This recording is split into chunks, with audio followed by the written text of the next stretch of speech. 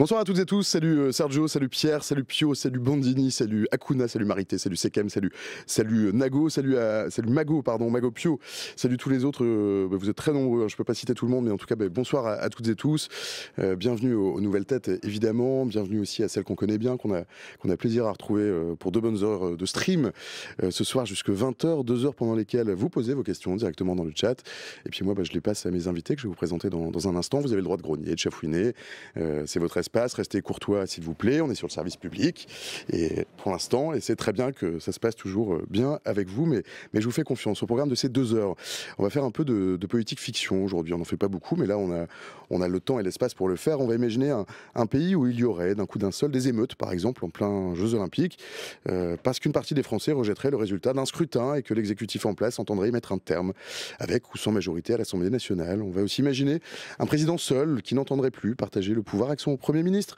Et on va imaginer aussi un Premier ministre qui déciderait peut-être d'être un peu plus rapide que prévu et d'aller vite dans la réforme en puisant par exemple dans tout ce que la loi, la Constitution et la pratique de nos institutions pourraient lui permettre de faire. C'est de la fiction, mais depuis quelques semaines, il est un bruit qui bruisse, c'est que de la réalité à la fiction, il n'y a parfois qu'un pas, et peut-être faut-il parfois envisager le pire pour finalement se soulager avec le moins pire. Et si ce n'est pas la garantie d'un meilleur sommeil pour vous, quoi que vous votiez d'ailleurs, quel que soit votre bord politique, eh bien au moins vous aurez appris quelques trucs pendant cette bonne heure et demie qui nous mènera qu'à un cas coché devant la quai derrière aux 19h30 pimpante de cet aimable jeudi soir. À 19h30, on va filer à Gaza où les bombardements de l'armée israélienne continuent alors que la tension reste vive à la frontière israélo-libanaise après des menaces du chef du Hezbollah contre Israël et l'annonce d'une possible offensive au Liban. Ce sera jusque 20h pour l'heure et pour l'instant. Il est à peu près déjà demain, Sydney et Tokyo. Il est 16h en temps universel. Il est exactement 18h10 passé de 26 secondes. On est un petit peu en retard, mais je vois que vous êtes très très nombreux, donc c'est très bien. Et il est bien sûr l'heure que vous voulez sur Twitch. Et bonsoir à nos invités. Bonsoir Marianne Coandé. Bonsoir. Vous êtes constitutionnaliste, pardon. Pas si facile à dire. C'est une postillonne en même temps. Vous êtes professeur de droit public à Paris 1, Panthéon-Sorbonne. Vous êtes spécialiste des institutions de la Ve République. J'aurais oublié quelque chose? C'est tout bon. À vos côtés, Vincent Martini. Bonsoir monsieur. Bonsoir. Vous êtes professeur de sciences politiques à l'Université de Nice et à l'École Polytechnique. Et en face de moi, on a notre pigiste préféré, Jean-Christophe Gallien. Vous êtes politologue et communicant. Bonsoir et bienvenue chez vous. Cette information qui émane d'Europe 1, démentie par la présidence, qui a été ensuite retirée par la rédaction d'Europe 1, qui a installé l'idée que le président pourrait s'octroyer des pouvoirs exceptionnels dès le 7 juillet. Donc c'est un article qui a été publié sur le site d'Europe 1, retiré par la rédaction, mais qui circule encore pas mal sur Internet, qui a notamment été largement relayé par l'extrême droite sur les réseaux sociaux. Pourquoi c'est une hypothèse absurde, Marianne Coandé? Alors c'est une... Et peut-être expliquer, pour recontextualiser, qu'est-ce que c'est l'article 7 de la Constitution. Vous avez ramené votre... Oui. Parce que vous êtes prof de droit constitutionnel, donc forcément vous avez une Constitution dans votre poche. Forcément, j'ai ma Constitution dans la poche. Et le texte, pour un juriste, c'est toujours ce qu'il y a de plus sûr. Alors d'abord, pourquoi un article 16 dans la Constitution? Eh bien, ça vient de la loi sur les pleins pouvoirs qui a été donnée à Vichy. C'est-à-dire qu'au moment de la Deuxième Guerre mondiale... tout à coup, l'Assemblée a paniqué, a donné tous les pouvoirs au maréchal Pétain. Et ça, c'était la loi du 10 juillet 40, c'était un traumatisme terrible pour tout le monde. Donc on a voulu que ça ne se reproduise plus jamais. Donc l'article 16, c'est un peu le traumatisme psychologique de De Gaulle, plus jamais ça. Et donc, pour que ça ne se reproduise pas, on prévoit dans la Constitution qu'en cas de circonstances complètement extravagantes, exceptionnelles, le président puisse prendre des mesures exigé par les circonstances. Donc on veut que ce soit le président qui prenne les mesures et non pas n'importe qui, n'importe quel sauveur qu'on irait chercher comme ça. Alors cet article 16, donc, il donne des pouvoirs exceptionnels au président. Alors je tiens à vous le lire quand même, si c'est pas trop long, parce que c'est ce qu'il y a de plus précis. On a 1h30 pour en parler. Donc, lorsque les institutions de la République, l'indépendance de la nation, l'intégrité de son territoire ou l'exécution de ses engagements internationaux sont menacées d'une manière grave et immédiate, et que le fonctionnement régulier des pouvoirs publics constitutionnels est interrompu, donc il faut qu'il y ait une interruption. Voilà, trois conditions cumulatives. Le président prend les mesures exigées par les circonstances, etc. Donc c'est quelque chose qui n'est pas du tout fait pour faire face à une cohabitation. Et prétendre qu'un président démocrate pourrait faire ça, c'est totalement abusif, ça serait évidemment un acte autoritaire inadmissible. Alors en revanche, ça peut être différent si jamais il y a vraiment toutes ces conditions qui sont réunies. Si l'extrême droite fait des coups dans de le force, chat, il y a par exemple Eyana qui dit, qui vous demande d'ailleurs, à vous plus qu'à moi je crois, est-ce que les termes extravagants et exceptionnels sont définis par la Constitution ? Il n'y a pas de jurisprudence constitutionnelle là-dessus. Non, c'est pour ça que je vous ai lu le texte. C'est pour qu'on ait les conditions précises. Donc extravagant, exceptionnel, ça correspond à une situation de guerre, à une guerre atomique, ça correspond à une situation de peste épouvantable où la moitié des députés seraient atteints, etc. On ne sait pas précisément. Et justement, cet article est imprécis pour faire face un peu à toutes les circonstances. Vincent Martini. Prenez la parole comme vous l'entendez. Alors oui, je suis tout à fait d'accord avec ce qui vient d'être dit. D'abord, l'article 16, il a été pensé par le général de Gaulle dans le cas où la France serait envahie par un de ses voisins. C'est évidemment la référence à la loi du 10 juillet 1940. C'est pas un article qui est pensé pour des circonstances politiques, fussent-elles extraordinaires. Et il faut rappeler à ceux qui nous écoutent que la seule fois où l'article 16 a été employé, c'est dans le cas d'une tentative de coup d'État. Et il a été employé entre les mois d'avril et septembre 1961 par un coup d'État qu'on appelle le coup d'État des généraux, c'est-à-dire plusieurs généraux de l'armée française qui refusaient l'indépendance de l'Algérie à venir, en pleine guerre d'Algérie, avaient tenté un coup d'État militaire contre le général de Gaulle. Donc c'était une manière de faire face à cette situation, de permettre de maintenir un état d'urgence qui surtout permettrait le contrôle du pouvoir militaire par le pouvoir civil. Donc c'est vraiment une circonstance extraordinaire. Mais par rapport aux questions que se posent peut-être les gens qui nous écoutent, dans quelles circonstances pourrait-on imaginer ce type d'extraordinarité, si tant est qu'on puisse utiliser ce terme? C'est pas la perspective d'une cohabitation, alors certainement pas avec le nouveau Front populaire, mais même avec le RN. Il faudrait qu'à cela, qui n'est pas une circonstance suffisante pour l'article 16, s'ajoute, pourquoi pas, alors là, par exemple, je sais pas moi, des manifestations, des émeutes extrêmement graves qui nécessitent des mesures immédiates qui ne seraient pas permises par le Parlement. Et à ce titre-là, on ne voit pas quelles seraient ces circonstances, parce que quelle que soit la majorité au pouvoir, je pense qu'il y aurait un consensus. Il y aurait un consensus de toute manière des forces politiques pour éviter le désordre. Donc de toute manière, c'est pas comme si vous aviez, par exemple, comme si le RN avait dit, c'est très simple, si on n'est pas élu, on appelle à marcher sur l'Assemblée nationale. Ou c'est pas comme si le nouveau Front populaire disait la même chose. Aucune force politique n'en appelle à l'intégrité de la République. Donc a priori, en effet, cet article est un hoax et il faudrait imaginer une situation totalement hors de contrôle. Et encore une fois, je rappelle qu'il y a eu des situations qui imposaient par exemple un état d'urgence, qui est la première avant l'article 16. Vous pouvez mettre en place un état d'urgence, rappelez-vous par exemple, ou un couvre-feu, rappelez-vous par exemple des émeutes urbaines en 2005. Et depuis, il y a eu des occasions dans lesquelles on a imposé l'état d'urgence ou un couvre-feu. Donc en fait, si vous voulez, les dispositions légales existent. Vous n'avez pas besoin d'en arriver jusqu'au plein pouvoir pour 6 mois pour pouvoir faire face à des situations inattendues, comme celle que pourrait éventuellement provoquer une cohabitation avec un parti radical comme le Rassemblement national, parce que c'est ça que les gens ont en tête en réalité, et à mon avis la seule situation, et je crois que ça ne sera pas du tout suffisant pour déclencher l'article 16. Ouais, alors moi j'ai un petit bémol quand même, de deux manières si vous voulez, mais en même temps le second point, c'est bien, ouais. Non, c'est le second point qui va nous réunir. Le premier point, c'est qu'effectivement on est face à une mesure qui est décrite de manière très imprécise. C'est-à-dire, elle correspond à un temps, effectivement 40, puis après début des années 60, une autre époque, un autre moment, à la fois français, européen et géopolitique plus largement. Maintenant, ce qui dit bien que c'est quelque chose qui n'a pas été bien écrit au départ, c'est que ça a été précisé depuis. C'est-à-dire que il faut le dire de manière assez forte, c'est-à-dire qu'on a quand même considéré qu'il fallait essayer en tout cas de l'encadrer un tout petit peu, ce qui veut dire que c'est pas complètement rocambolesque, c'est pas aussi réaliste que ce qui a été dit. C'est-à-dire que, pourquoi c'est pas aussi réaliste que ce qui a été dit? Pour la seule raison précise, c'est que ça dépend d'une seule interprétation, de celle du chef de l'État. Il n'a nul besoin, il consulte, c'est tout ce qu'on lui demande, de consulter, et puis après il fait ce qu'il veut. Il fait ce qu'il veut, il appuie sur un bouton, il dit voilà, c'est comme ça. Alors une fois que j'ai dit ça, mais il faut le dire, c'est-à-dire que c'est pas irréaliste, pour que les gens comprennent bien qu'on n'est pas dans un... Là, on n'est pas dans un concile de constitutionnalistes, de politistes. C'est la réalité potentielle d'un pays. Aujourd'hui, dans un contexte qui le monde bouge autour de nous, et il est traversé par des agressions différentes. Alors, elles sont pas forcément physiques, mais elles sont digitales, elles sont sociales, elles sont parfois politiques. Il y a des affrontements ça et là. C'est pas stabilisé au point où on peut le croire. Alors, une fois que j'ai dit ça, ce qui est intéressant et ce qui est positif pour le coup, c'est qu'on n'est pas dans le même contexte dans les années 60 et encore moins dans celui des années 40.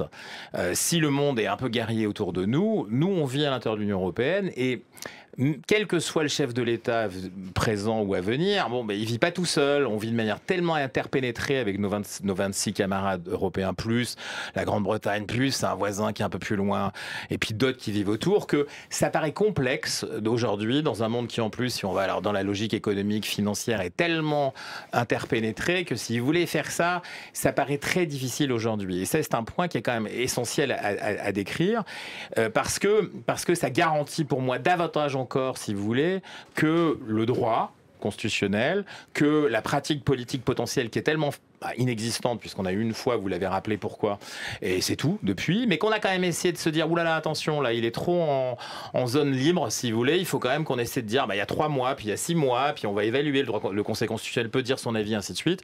Donc c'est un point essentiel. Donc c'est pas de la fiction, c'est pas totalement de la fiction, ça dépend des gens, et on peut jamais savoir qui est au pouvoir.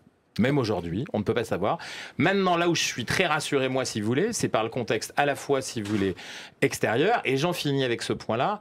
Ça nécessite malgré tout, pour que ça puisse s'activer, que l'État profond, et notamment 3 représentations particulières, il pourrait être plein pouvoir, si on veut être efficace, il faut quand même avoir un minimum de force. Ça veut dire l'armée, ça veut dire la police, ça veut dire la gendarmerie, ça veut dire la justice. Je ne crois pas aujourd'hui, si vous voulez, qu'indépendamment d'une velléité personnelle, ça puisse basculer. Donc j'ai 2 réassurances, c'est pas tant le droit, c'est pas la Constitution, c'est rien d'autre que le monde dans lequel on vit autour de nous directement. Nos liens, aujourd'hui, totalement, pour moi, qui sont totalement qui sont tellement forts que c'est impossible. Et puis ma croyance à moi que cet état-là, ces quatre composantes, si vous voulez en particulier, ne seront pas accessibles à cette velléité. Et j'ai le plaisir d'accueillir Marinette Vallière. Bonsoir Marinette. Alors vous allez devoir partager votre micro. Le studio n'est pas du tout équipé pour 4 invités. Vous deviez être 3 et vous êtes 4, donc je m'en félicite. Donc on va faire des petits allers-retours comme ça. Bienvenue chez vous. Vous avez de l'eau qui est un peu loin, mais je compte sur vos charmants voisins pour vous servir si vous aviez soif. Et nous parlions. Bienvenue. Alors oui, pardon, il faut peut-être que je vous présente aux gens. Vous êtes membre de Nous Démocratie et vous êtes contributrice à la Fondation Jean Jaurès sur la participation citoyenne. Qu'est-ce que c'est Nous Démocratie?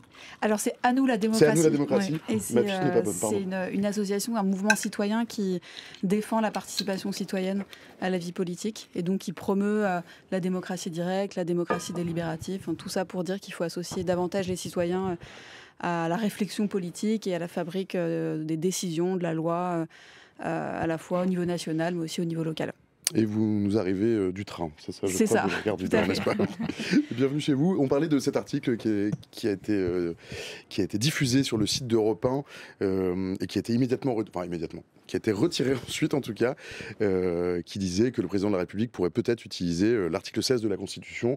On était en train de convenir ensemble que c'était hautement improbable, mais que c'était toutefois possible. Voilà.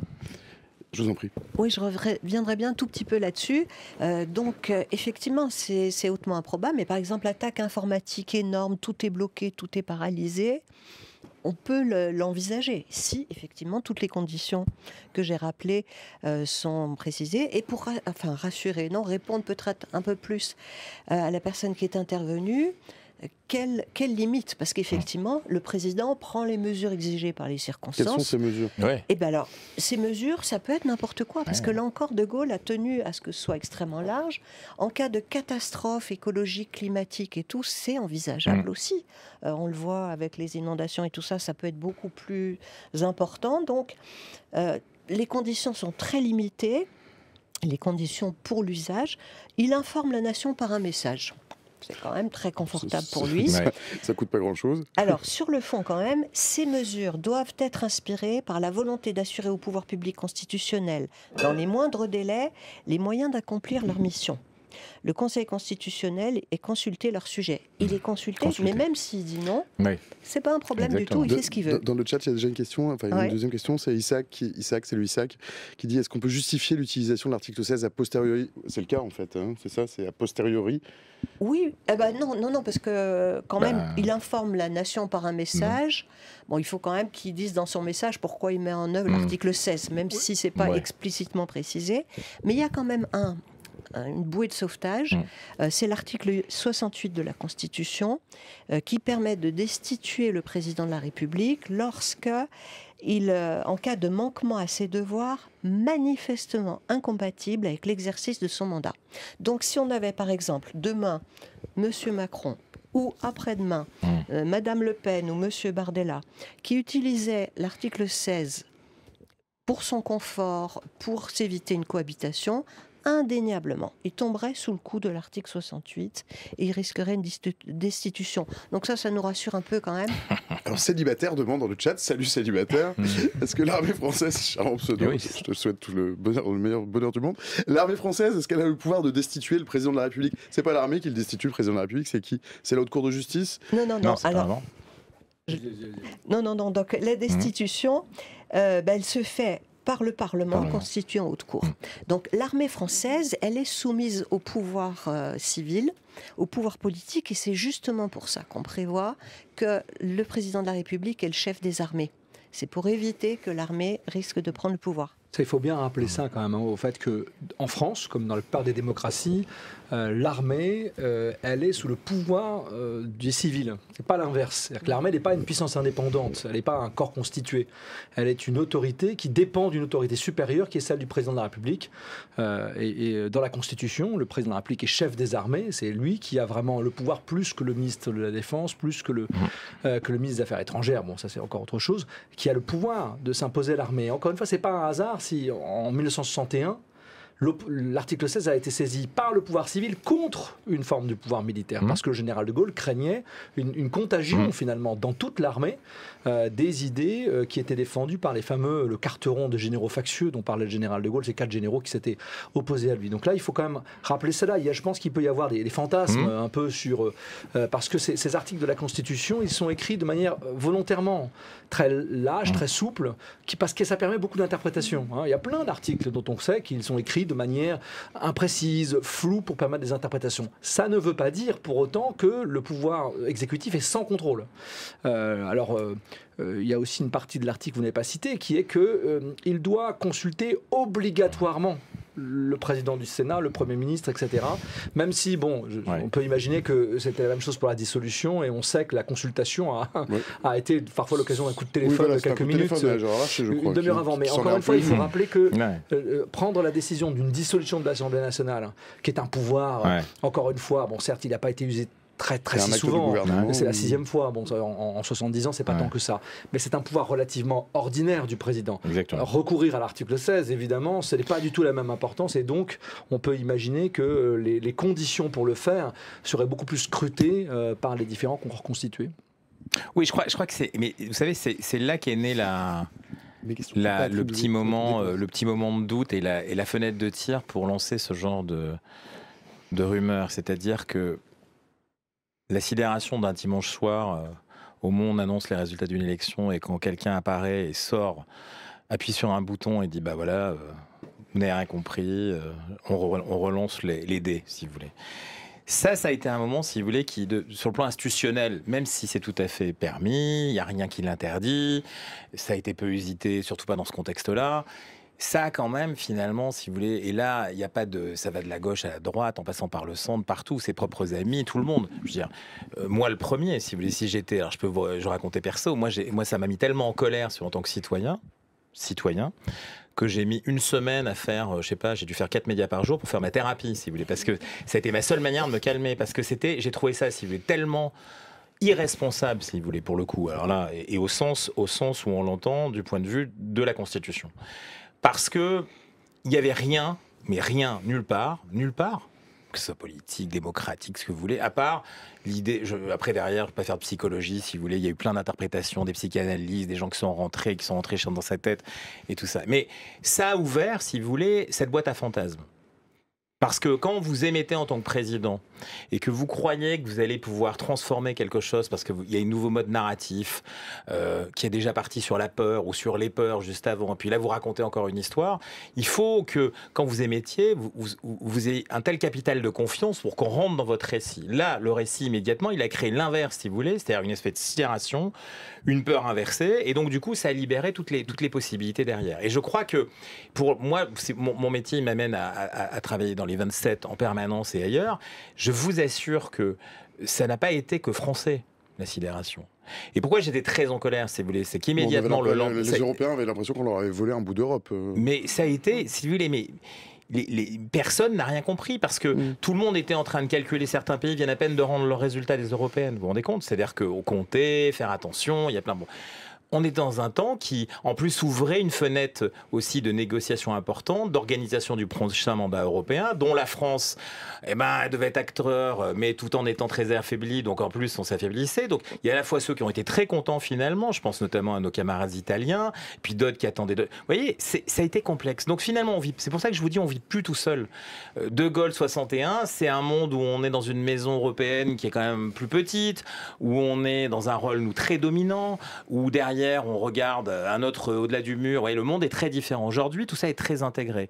On ne peut plus, quand on décide comme ça localement, et quand on est à Paris, en France, on est local de l'Union européenne, ce sont des affaires intérieures, faut le penser comme ça, les Allemands le pensent depuis toujours, mais nous, on a du mal à le penser, et on ne peut pas être comme ça. Et donc, si vous voulez, ça a ouvert toute cette boîte à fantasmes. Et c'est important de raconter que, en plus, l'article 16, j'en finis là-dessus, là on parle de velléité offensive, quelqu'un qui voudrait à un moment donné s'affranchir de tout et décider qu'il peut. Moi, je suis moins rassuré que vous sur l'idée que tout ça est, encore une fois, incertain. Maintenant, ce qui est intéressant, c'est qu'on peut être défensif. Ça peut être quelque chose qui vient contre des velléités militaires, vous l'avez dit, qui peut être contre des velléités de je ne sais quoi, qui pourrait être une menace extérieure, mais venue de l'intérieur, parce qu'il y a plein aujourd'hui, le monde est interpénétré, on ne peut plus avoir les mêmes frontières. Et donc, ce qui veut dire qu'aujourd'hui, c'est à la fois un vrai débat et finalement il peut être utile.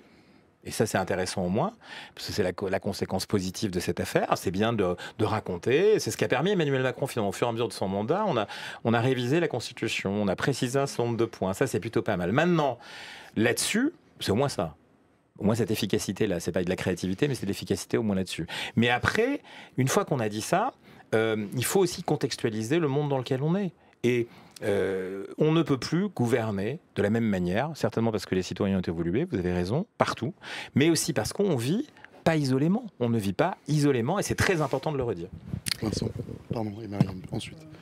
Oui. Alors juste un petit bémol quand même. Certes, on ne vit pas tout seul, mais quand même on voit que l'extrême droite a pris le pouvoir dans beaucoup de pays aux quatre coins de la planète et qu'elle a beaucoup de mal à le quitter. Et cet article 16 aussi, il faut voir qu'il est plus ou moins dangereux selon les mains dans lesquelles il se trouve. C'est ce que je vois. Parce que voilà, on est d'accord. On est bien d'accord. Si on met un article 16 dans les mains d'un démocrate, ça peut être un instrument de protection de la République, de la démocratie et tout. Alors, je vous rappelle qu'en 2002, lorsque Jean-Marie Le Pen se voyait déjà à l'Élysée, il avait été interviewé sur France Inter et on lui avait dit « Mais attendez, si vous êtes élu, il va y avoir immédiatement des tas de manifestations en France. » Il n'a pas traîné. La Constitution me donne les moyens d'agir. Et alors, un article 16 dans les mains d'un président d'extrême droite, là, ça fait très froid dans le dos, parce que là, je ne suis pas sûre qu'on réunirait les parlementaires pour voter la destitution du président. Là, ça fait beaucoup plus peur. Surtout si les 10 parlementaires sont majoritaires. Vous voyez ce que je veux dire? Oui, c'est parce que c'est là où notre régime est quand même parlementaire à la base. Il est présidentialisé, mais au moins on a cette petite sécurité parlementaire. Il faut au moins la rappeler aussi. Juste pour Marianne aussi.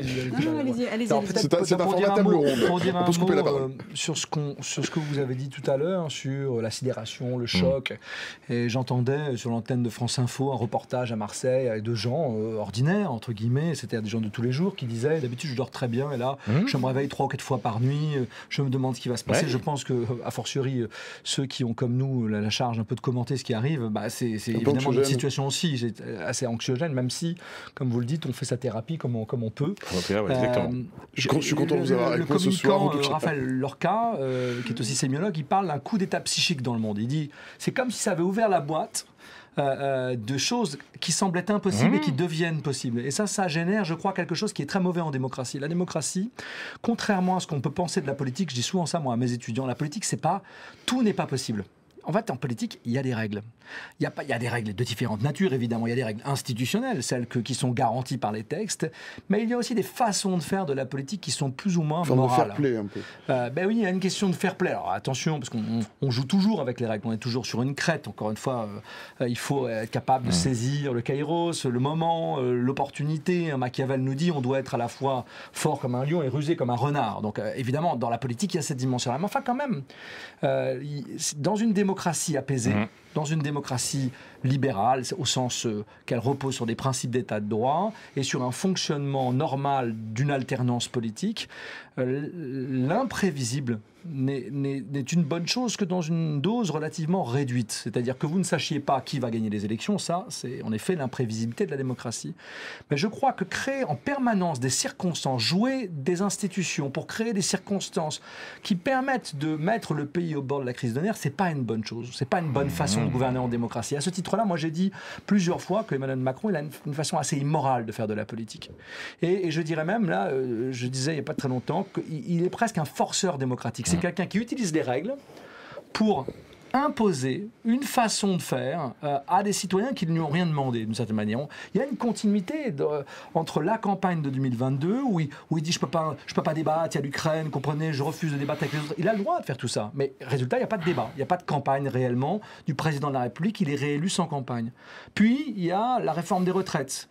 Et là, il utilise toutes les armes du parlementarisme rationalisé, le 49.3, qui sont autorisées. Il n'a rien fait d'illégal, mais on voit bien quelque chose qui ne va pas.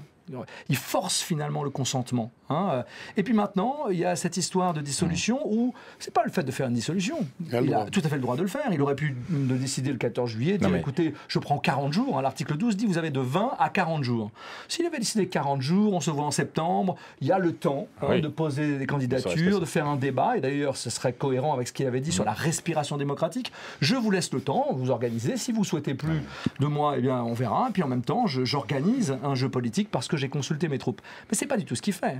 Il joue légalement avec des règles pour des coups, en fait. Et la politique, c'est pas que des coups. La politique, c'est quand même aussi, il faut pas l'oublier, c'est la volonté de gérer des politiques publiques, de mettre en place ou de préserver un système institutionnel, mais aussi de préserver une continuité. Et dans la politique, la continuité, c'est aussi important que les ruptures. Et il me semble que là, cette pratique de la politique, elle est, je crois, vraiment délétère, au-delà de la sidération, de l'angoisse individuelle qui nous étreint, parce qu'elle empêche tout simplement la démocratie d'avoir sa dimension de tranquillité qui est importante. Marinette, je vois qui c'est à côté. Oui, alors je vais pas forcément revenir sur l'article 16 parce que j'ai même pas lu l'article de Libération dont vous parliez. L'interview sur. Je voyais Libération là, alors je pensais que c'était. Ce sont des confrères et des consoeurs comme les autres. Oui, bien sûr. Mais bon, du coup, je l'ai pas lu, mais en vous écoutant sur les risques institutionnels qui sont aussi valides, enfin en tout cas qu'on peut envisager même dans le cadre de la Constitution et du point de vue de la démocratie, moi ça me fait dire, et surtout que là on est appelé à nouveau à voter, c'est que quand la démocratie c'est pas juste le vote, et nous chez À nous la démocratie on défend ça, c'est pas juste aller voter régulièrement de temps en temps et lire, c'est aussi un certain nombre de principes, c'est aussi après un usage du pouvoir, ce que vous disiez, la façon dont on va exercer ensuite, dont les élus vont exercer le pouvoir, c'est quand même très important. Donc quand on vote, il faut aussi se dire c'est pas juste le devoir citoyen et c'est ça la démocratie, c'est derrière il y a la vie démocratique, le pouvoir, le rôle des élus, il y a la liberté d'expression, la liberté de la presse, le respect des corps intermédiaires, et ça avec aujourd'hui la menace de l'extrême droite, on voit qu'il y a quand même qu'il faut être quand même très vigilant à ce qui pourrait se passer si jamais il y avait un pouvoir d'extrême droite qui prendrait ou qui pourrait gouverner ou avoir beaucoup de force dans le pays. Et nous au niveau d'À nous la démocratie avec la Fondation Jean Jaurès, on a mené un travail un peu de décryptage de ce qui se passait au niveau local, où le RN a déjà été, pour le RN, a utilisé aussi les collectivités un peu comme un laboratoire pour expérimenter certaines choses. Et on voit bien que là où la vie démocratique, la vie associative a pris un coup, jouer avec les subventions, en général privées de revenus, de ressources, les associations d'action culturelle, d'action sociale, etc. Ça, c'est vraiment des choses très concrètes qui se jouent aujourd'hui au niveau local et qui donnent un peu le ton, ou en tout cas un aperçu de ce qui pourrait se passer à une plus grande échelle. Donc la démocratie, c'est le vote, mais pas que, un ensemble de principes derrière et un certain usage du pouvoir. Et qui aujourd'hui doit être partagé avec les citoyens. Ça, c'est une attente vraiment très forte. Et on mesure au fond la qualité de notre démocratie, pas juste à la participation électorale, mais aussi au respect d'un certain nombre de principes. Et cette année, en 2024, je ne sais pas si vous en aviez parlé, mais c'est une année de très forte, où il y a beaucoup d'élections qui vont jouer partout dans le monde. Il y a à peu près la moitié de la planète qui va voter. Et ça ne veut pas dire pour autant que la démocratie progresse dans le monde. Parce que sur tout un tas de principes, en fait, on recule. Et il n'y aura pas forcément de grands soirs antidémocratiques, mais par contre, c'est par touche.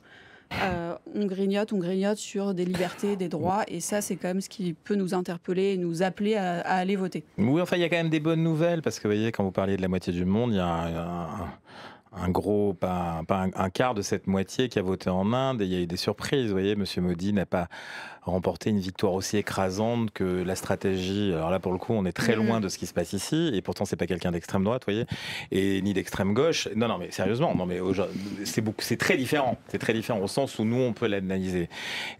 Pour bien connaître la campagne qui a eu lieu, pour le coup, je peux vous assurer que c'était très, très, très dur, pour pas dire autre chose, et depuis des mois, et pour autant, vous voyez, dans un pays où il y a plus d'1 milliard de personnes, on est dans quelque chose qui est un événement extraordinaire, et ben il s'est passé quand même, il y a des éléments correctifs, il y a des gens qui n'ont pas eu peur, il y a des gens qui se sont, vous voyez, donc on est dans un contexte qui n'a rien à voir. Bien sûr, et là, pour le coup, on n'est pas en train de, vous voyez, la démocratie. Dans d'autres pays où, par exemple, la démocratie locale fonctionne de manière assez intensive, aux États-Unis, où il y aura une grande élection aussi importante pour cette fin d'année, qui sera une des plus importantes de cette année aussi, voilà, ça fonctionne aussi pas mal, et ça fonctionne dans le temps électoral, en dehors du temps électoral, il y a des modèles très différents.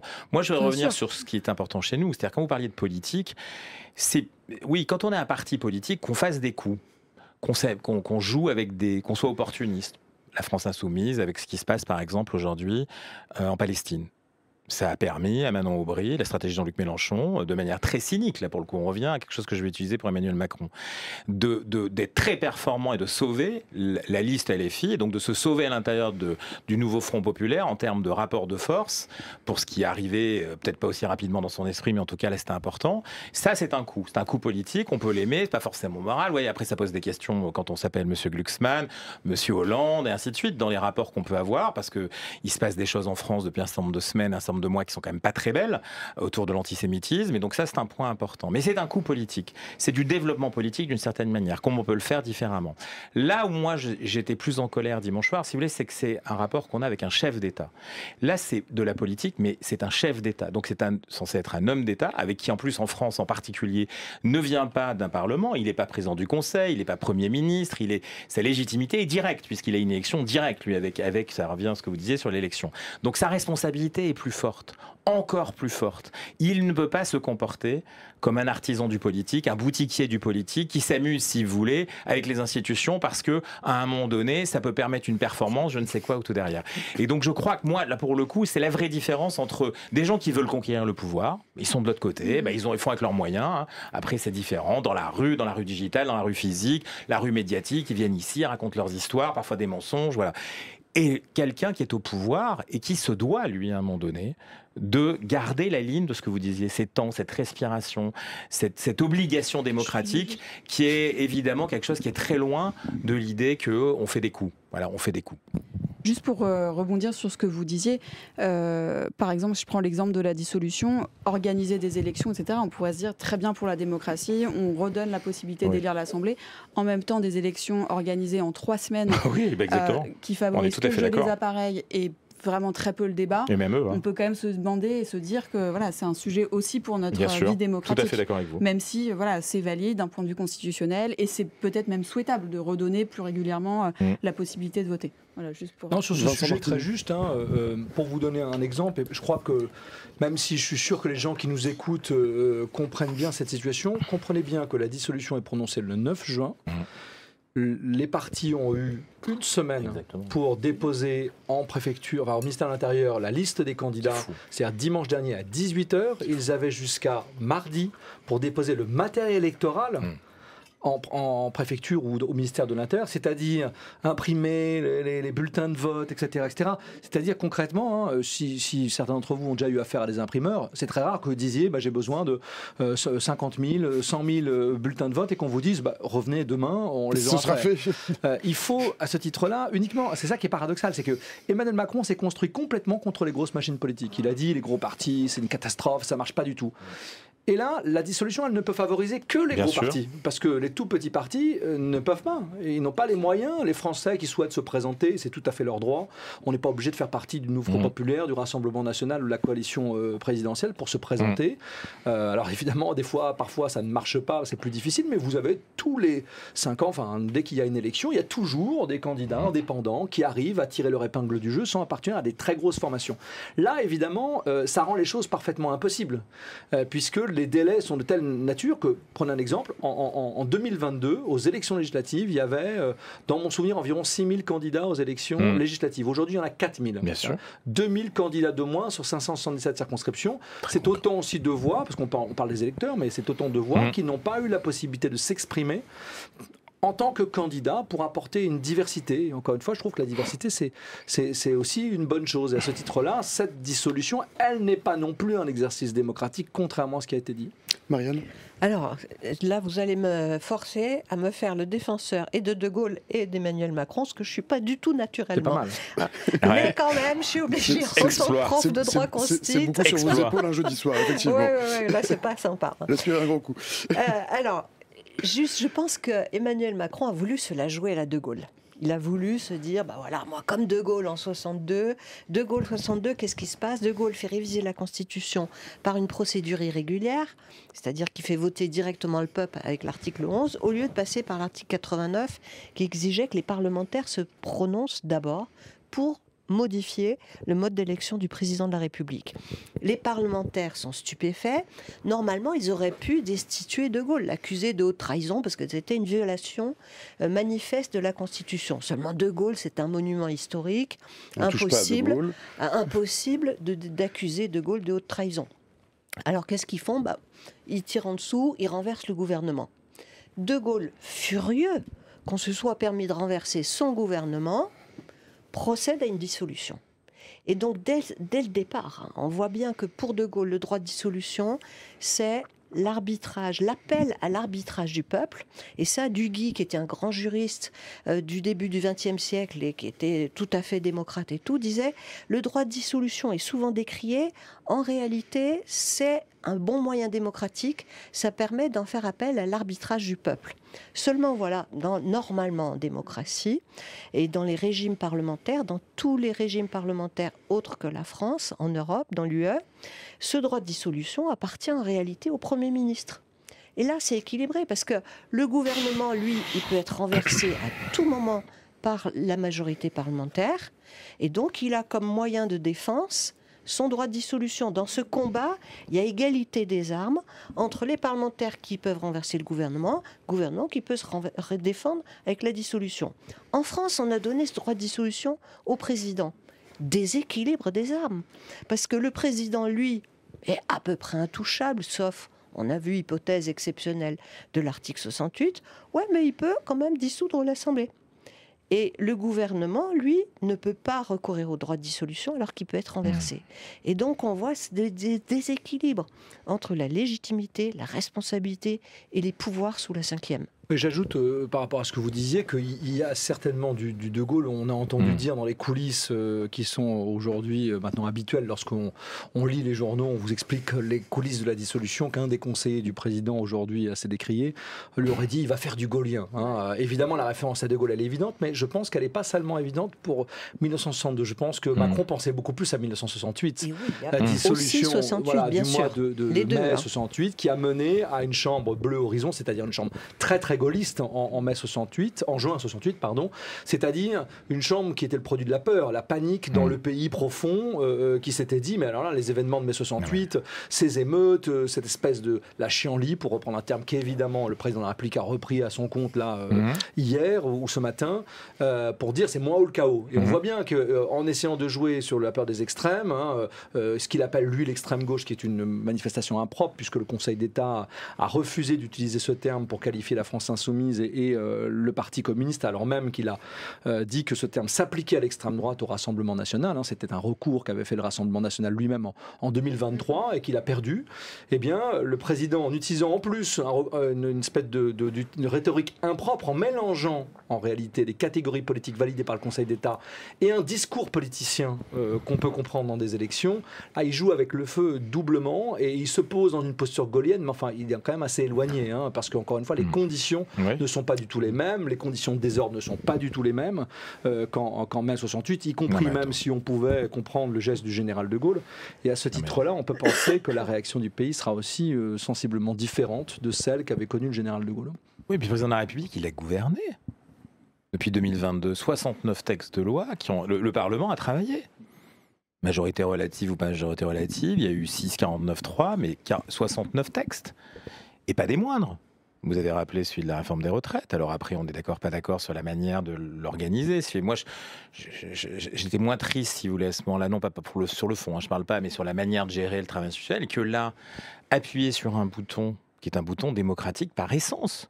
Parce qu'on parle de l'article 16, bien sûr, ça c'est la version, allez, on est en Coupe du Monde, là c'est le championnat d'Europe en ce moment, mais en Coupe du Monde de foot, si vous voulez, c'est les Jeux Olympiques qui arrivent. Là, mais la dissolution, c'est pas loin d'être la Champions League, c'est-à-dire que si vous connaissez le foot, c'est quand même un truc de club, c'est moins important, mais c'est quand même déjà du haut niveau, c'est-à-dire qu'on sort on n'a pas fini de valider les résultats de l'élection. Si vous voulez...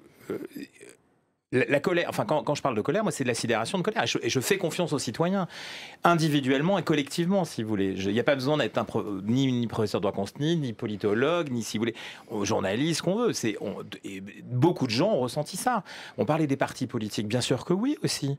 Et son propre parti, ses propres élus. L'élection n'est pas finie, n'est pas validée. On n'a pas les résultats encore, ni des Français, ni des Européens. Je redis, c'est une élection en plus européenne. C'est-à-dire qu'elle est dans une circonscription nationale, mais elle a vocation à élire une chambre qui est européenne. Pour quelqu'un qui est en plus dans un mouvement qui lui-même dit « je suis européen, je veux participer de cette construction, je veux certes la réformer, la retouche », peu importe, c'est pas grave. Mais dans ce contexte-là, on est ensemble à 27. Qu'on s'aime ou qu'on s'aime pas, on est ensemble à 27. Qu'on n'aime pas Mme Mélanie, qu'on aime plutôt M. Tusk ou M. Sanchez, peu importe. Voilà. Et bien là, on est dans ce contexte-là. Et je vous assure que mon métier m'amène, moi, à le faire tout le temps, et Bruxelles et le reste. Alors, on aime, on n'aime pas, on peut travailler différemment. Il y a plein. Les gens ne sont pas les mêmes. M. Orban, évidemment, n'est pas M. Tusk, et ainsi de suite. Mais si vous voulez, ça fonctionne. Et ça fonctionne dans un contexte, en tout cas au moment électoral. Si nous, qui sommes en plus fondateurs, acteurs de cette volonté de construire, à ce moment-là, on crée, c'est pas simplement un événement national, je vous le redis, c'est pour ça que j'étais très en colère à ce moment-là aussi.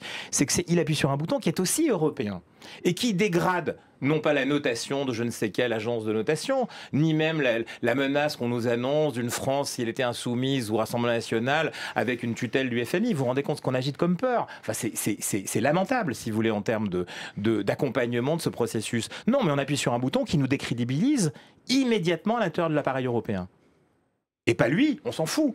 Mais nous, la France, si vous voulez, et donc les citoyens français. Et si vous voulez, c'est pour ça qu'il n'y a pas qu'un acte français, il n'y a pas qu'un acte local, c'est à l'intérieur d'un espace, parce que l'élection était européenne, à vocation d'élire un Parlement, une Chambre européenne. Et ça n'est pas responsable, c'est encore plus irresponsable, si vous voulez, que, je veux dire, le reste qui fait partie du jeu dont on a parlé, qui pourrait presque être quelque chose avec des correspondances politiques, certains partis étant même d'accord, ravis, puisque certains l'avaient appelé à faire la dissolution. Il a répondu à un appel. Marinette.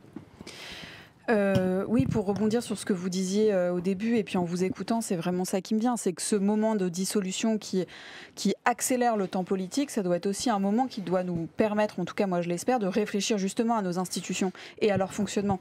La participation citoyenne, c'est une chose, le système délibératif, la délibération élue, citoyen, c'en est une autre, etc. Mais ça, c'est quelque chose qui existe déjà, en plus dans la vie politique, localement, il y a beaucoup d'élus, il n'y a pas que les citoyens qui veulent participer aux décisions publiques et davantage à la réflexion, etc., des politiques publiques. Il y a aussi beaucoup d'élus, notamment localement, qui ont compris qu'ils ne pouvaient pas juste être élus et puis après faire leur beurre, leur tambouille pendant 5 ans, pendant 6 ans, sans plus jamais consulter ou avoir de relations, de dialogue avec les citoyens. Donc il y a beaucoup d'élus aussi sur le terrain qui essayent d'imaginer des dispositifs de participation, etc. Donc ça existe et je trouve que cette dissolution, elle doit quelque part nous inviter encore plus à réfléchir à notre fonctionnement institutionnel. Comment fonctionne le Parlement, comment fonctionnent les conseils municipaux, les conseils régionaux, etc.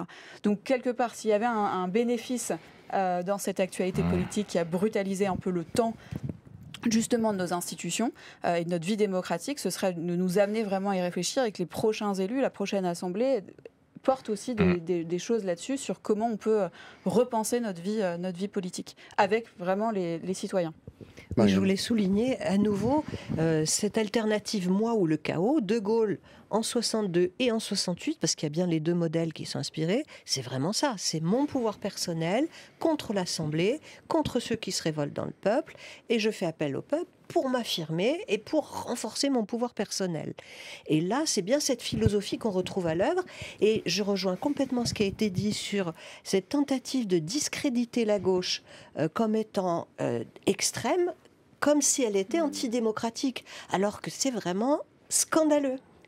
À mon sens, de prétendre discréditer comme ça le Front populaire, parce que ce Front populaire ne remet absolument pas en cause ni les principes républicains, ni les principes démocratiques.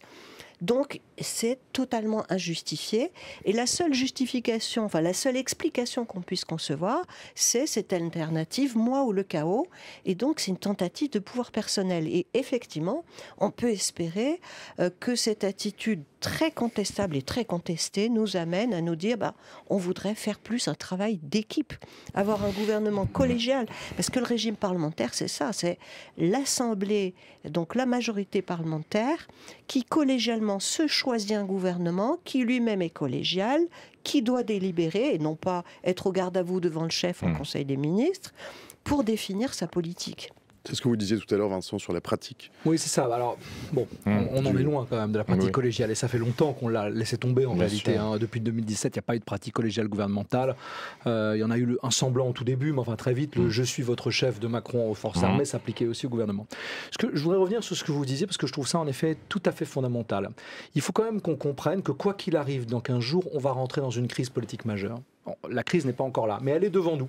Il n'y a aucune possibilité d'y échapper, c'est-à-dire soit il y a une majorité absolue du Rassemblement national et c'est la crise politique assurée, parce que évidemment on peut douter que ça passe comme une lettre à la poste, comme on dit, que ça se passe comme ça et que personne ne réagisse. Soit il y a, à mon avis, là, j'exclus un peu la possibilité d'une majorité absolue du Front populaire, parce que là, c'est mais il ne faut pas l'exclure quand même. La spécialiste des questions électorales à ce stade montre qu'il n'y a pas de dynamique suffisamment puissante pour imaginer une victoire en absolu. C'est-à-dire, il va y avoir une progression. C'est vrai que c'est une alliance qui n'a pas de précédent depuis 1936, puisque, et j'ajoute même qu'elle est plus large que 1936, parce qu'elle va du nouveau parti anticapitaliste au Parti socialiste, et qu'elle inclut une série de syndicats, à commencer par la CGT, qui n'étaient pas directement impliqué dans le Front populaire de 36, et même la FSU, qui n'avait, c'est-à-dire la principale syndicat d'enseignement, qui n'avait jamais pris position, et plus toute une série d'ONG, de défenseurs des droits humains. C'est-à-dire, ce qui arrive, il est historique à gauche, ça, de toute manière, quoi qu'il arrive, c'est un phénomène qui n'a jamais eu lieu, et qui montre quand même le fait qu'il y a, au sein de la gauche française, une pulsion démocratique, et un sursaut, et une peur du Rassemblement national et de l'extrême droite qui est extrêmement forte. Et je pense que là, il y a là-dessus beaucoup de choses à dire. Une petite seconde, on peut faire le parallèle à 97. 97, la dissolution, c'est pour empêcher une cohabitation, pour obliger les Français à donner une majorité de droite au président. Les Français voient la grosse ficelle et impose une cohabitation en votant pour la gauche. Là, on peut concevoir que ça se produise. C'est-à-dire que les Français n'aient pas envie qu'on les prenne pour des abrutis et qu'ils se disent on veut nous faire peur avec le RN ou nous jeter dans ses bras, et ben on va voter pour un front de gauche. C'est possible. Sans forcément présager des possibilités. J'allais dire, alors on va le prendre comme ça, s'il y avait une majorité absolue du front de gauche, ce serait le seul cas dans lequel une crise politique ouverte ne serait pas entamée. C'est un cas où il y aurait une cohabitation, mais encore une fois, il faut voir comment on va réagir et la Macronie et le Rassemblement national. C'est une première chose. Mais enfin, le plus probable en réalité, à ce stade, c'est qu'aucune force politique n'obtienne la majorité absolue et que nous soyons là, en revanche, dans une crise politique sans précédent, c'est-à-dire la fameuse Parlement ingouvernable. Alors là, il y a plusieurs possibilités. Soit quand même on arrive à obtenir un gouvernement, ce qu'on appelle minoritaire, c'est-à-dire comme actuellement, c'est un gouvernement qui n'a pas de majorité absolue, mais qui survit parce qu'il n'a pas assez de motions de censure, pas assez de gens pour faire une motion de censure pour le faire chuter. bien, on pourrait imaginer un gouvernement Front populaire minoritaire. Ça me paraît tout à fait une possibilité, c'est-à-dire le Front populaire arrive premier ou deuxième, mais n'a pas assez de voix pour être dans la majorité absolue. Et finalement, l'actuelle coalition présidentielle se dit, bon, vaut mieux ça que rien, donc on ne vous soutiendra pas, mais on ne vous fera pas tomber, mais on vous tiendra en joue. C'est-à-dire que si vous faites des choses qui nous paraissent déraisonnables au regard de nos conceptions politiques, eh bien, on entamera un processus de motion de censure et évidemment, en s'alliant avec le RN, on vous fera chuter. Ça pourrait arriver tout à fait la même chose avec un gouvernement du Rassemblement national minoritaire, même si, comme vous le savez, Jordan Bardella et le RN ont dit qu'ils n'accepteraient pas cette hypothèse, tout simplement parce qu'ils ont conscience que le gouvernement chuterait très vite en réalité. Parce que si on s'en tient aux premières mesures voulues par le Rassemblement national, c'est-à-dire la mise en place de la préférence nationale, mais je ne sais pas, la privatisation de l'audiovisuel public, puisque nous sommes dans une maison appartenant à l'audiovisuel public, seraient des projets qui de toute manière feraient l'objet d'une mention de censure de la part des forces politiques. Je ne vois pas comment le président de la République et sa coalition pourraient refuser de voter une motion de censure face à des manquements aussi graves par rapport à l'état actuel des institutions ou du fonctionnement du pays. Mais donc, on va rentrer dans une crise institutionnelle très grave. Je le dis avec une certaine forme de gravité parce que justement, il faut bien qu'on en ait conscience. C'est pas un jeu, quoi. C'est pas grave. C'est pas grave. C'est grave. C'est-à-dire, encore une fois, quoi qu'il arrive, c'est grave. Et à ce titre-là, je crois qu'il faudra interroger le pouvoir qu'on a donné à un homme qui n'est pas seulement le pouvoir des institutions de la 5e, qui est aussi une pratique du pouvoir développée à partir de 2007 par Nicolas Sarkozy, et contrairement à ce qu'on a dit, quand même largement agité aussi par François Hollande, à qui on a reproché d'être pas assez dans ce sens-là, mais qui l'a quand même utilisé, puisque les ministres n'étaient pas beaucoup plus importants sous François Hollande qu'ils ne l'étaient sous Nicolas Sarkozy, et encore plus par M. Macron. Et je crois que cette pratique institutionnelle, eh bien, elle pose question chez les constitutionnalistes, chez les politistes, à l'université. On réfléchit beaucoup à ces questions-là, et je pense que là, il va y avoir quand même un débat collectif à avoir sur le fait qu'on est arrivé au bout d'une logique. Comment on l'interroge Comment on l'interroge, il y a plein de façons de le faire. Vous savez, une crise institutionnelle, le problème, c'est qu'à chaque fois qu'on a voulu parler des institutions, on nous a dit, mais les Français s'en fichent, comprennent pas bien ce que c'est. Ce qui n'est plus du tout le cas, en fait, parce que c'est une vraie préoccupation dans les enquêtes d'opinion. La question du fonctionnement de la démocratie fait partie des préoccupations qui remontent de plus en plus. Vous avez raison, mais il ne le voit pas sous l'angle des institutions. Il le voit sous l'angle de la pratique de la démocratie. Par exemple, la question qu'on pose dans les enquêtes du CEVIPOF à Sciences Po, c'est est-ce que vous pensez que les politiciens se préoccupent des gens comme vous? Voilà, 8 Français sur 10 disent non, ils s'en fichent de nous, la démocratie fonctionne mal. 2 tiers des Français disent que la démocratie fonctionne mal. Mais ce n'est pas la même chose que les institutions. La grosse difficulté d'une réforme institutionnelle, pour répondre à votre question, en 2 mots, excusez-moi de monopoliser la parole, c'est que le coût d'entrée dans une réforme, il est énorme. C'est très difficile de changer les choses parce que les professeurs de droit constitutionnel, et ils ont raison, vont vous dire mais si vous changez ça, ça va bouger tel truc, vous vous rendez pas compte des conséquences, ça prend beaucoup de temps. Et deuxièmement, il faut avoir une très grande légitimité politique pour le faire. Vous pouvez le faire seulement lorsque vous l'annoncez dans un programme présidentiel, vous dites attention, si je suis élu, je ferai ça. Parce que si vous l'annoncez pas à l'avance, ça veut dire qu'il faut passer par le référendum et on est dans un tel niveau de faiblesse de la confiance que le risque c'est d'être battu. Et aucun président n'aura très envie de le faire. Macron avait tenté de le faire en 2019-2020 et il a très vite renoncé, d'abord parce qu'il ne voulait pas aller au référendum et que le Sénat y était hostile. Donc, vous voyez, c'est pas si simple que ça. Oui, et puis de manière très concrète dans le paysage politique français aujourd'hui, vous n'avez pas de volonté au Rassemblement national, vous n'avez pas de volonté aux Républicains et une partie du Parti socialiste de changer la Ve République et les légitimités personnelles, l'élection personnelle du président de la République. Donc l'équilibre général, aucune volonté. Il faut se rappeler quand même que la 4e, c'est pas non plus une réussite, si vous voulez. C'est pas non plus une réussite ni démocratique, ni économique, ni quoi que ce soit. Donc on est traumatisé par ça dans une partie de ce qui est encore le paysage politique français. Alors ça nous dépasse parce que c'est lointain, mais c'est pas si lointain que ça. Et c'est quand même un caractère très traumatisant, même si De Gaulle a rajouté là-dessus de la dramatisation. Après, là où c'est partagé, où vous pourriez avoir ce que vous demandez, il n'y a aucun accord sur une vision de société. C'est-à-dire que moi, je ne suis pas d'accord avec vous. Autant en 24 heures, il y a Union des gauches, exceptionnelle, c'est-à-dire hallucinante. C'est-à-dire que les grands conseillers dînatoires d'Emmanuel Macron, il ne l'avait pas vu venir. Mais pourquoi il ne l'avait pas vu venir? C'est qu'ils ne connaissent pas effectivement la réalité du terrain. Et le terrain, c'est aussi des gens qui se retrouvent du jour au lendemain face à une élection.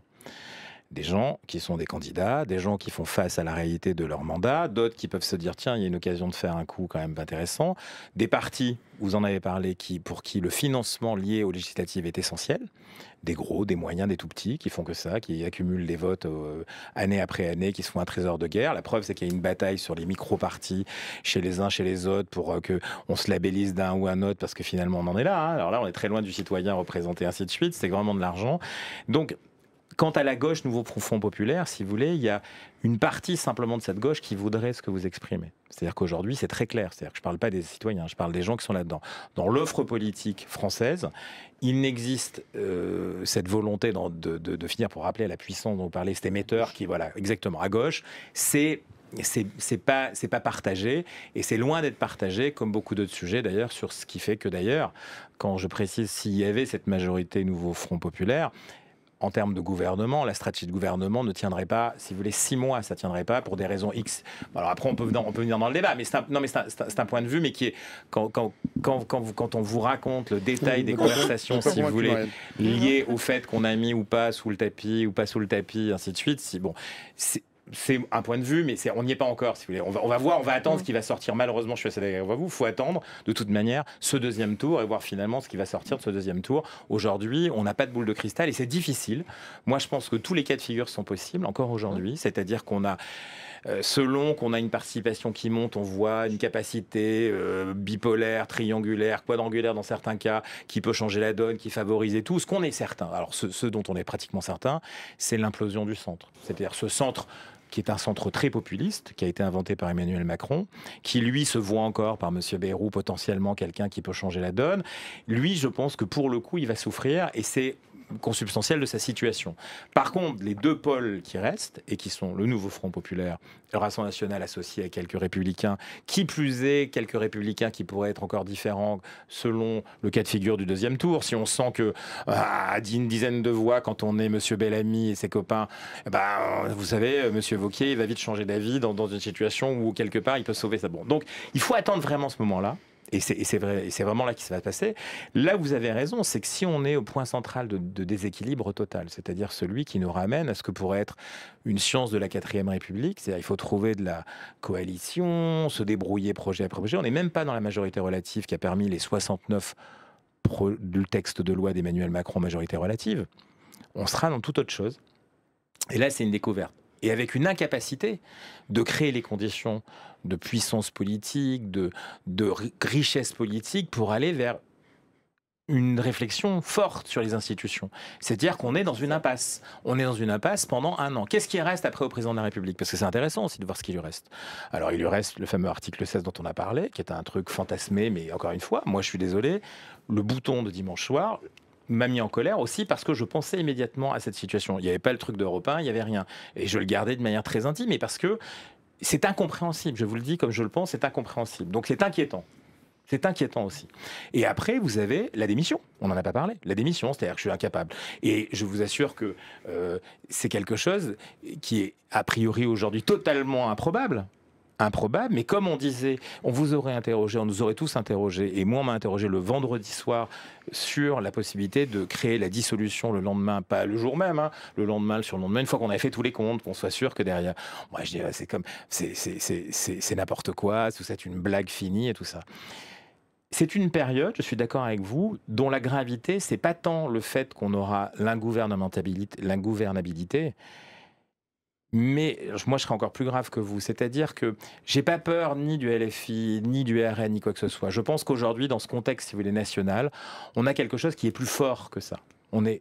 Qu'on soit à droite de la droite, à gauche de la gauche, si vous voulez, je pense qu'il y a quelque chose qui est plus fort que ça. Mais il y a un moment, si vous voulez, où aujourd'hui, il y a de l'incertitude qui plane. Elle n'est pas là où on pense.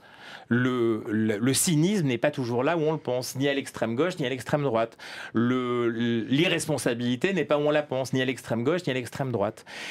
Et tout ça m'inquiète, moi, pour les quelques semaines qui viennent et les quelques mois, parce que c'est pas de nature, pour le coup, politique, c'est de nature institutionnelle. Ouais. Alors, juste des petits points de désaccord quand même. Ah bah oui, il faut en avoir. C'est que, la 4e République, qu'est-ce qui a fait qu'elle a échoué? C'était qu'elle n'était pas rationalisée. Il n'y avait pas de rationalisation du parlementarisme.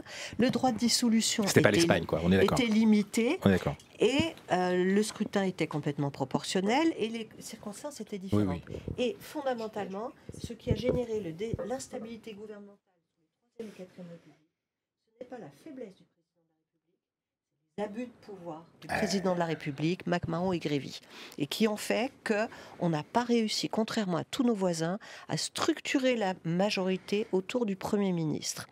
Et ce vice-là est à l'origine de tous nos déséquilibres, y compris le déséquilibre de la 5e. Et même là. Voilà. Et même dans nos esprits. Mais oui. Donc attention, c'est pas parce qu'on remet en cause la 5e République qu'on sombre dans le désordre de la 4e. Je crois qu'il faut casser cette logique-là et qu'on peut très bien sortir de la 5e pour aller vers des belles choses. On avait fait des propositions, notamment dans le Osons le Big Bang démocratique avec quelques collègues, en essayant justement de voir comment on peut penser autrement les institutions. Et donc, voilà, on peut repenser les institutions sans remettre ça en cause. Et juste pour les semaines qui viennent, certes, l'ingouvernabilité, ça va être un problème, mais quand même, la Constitution de la 5e a été écrite avec la conviction qu'on n'aurait pas de majorité. Quand on revoit les travaux préparatoires, De Gaulle, Debré, tout ça, ils étaient sûrs qu'on n'aurait pas de majorité.